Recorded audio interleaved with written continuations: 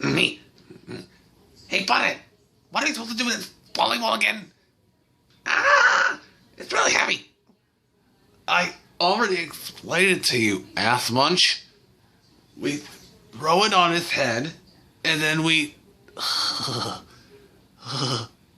take his wand.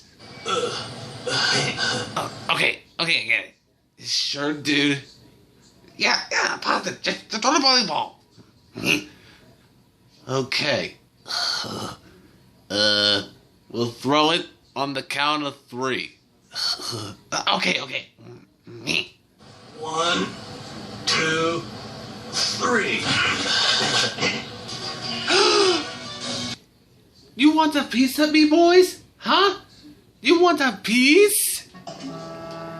Hocus pocus! Ow!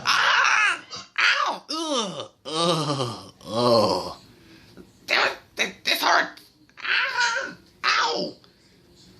Are you guys okay? Damn it, Cameron, you dumbass. Quit screwing around and cover for us.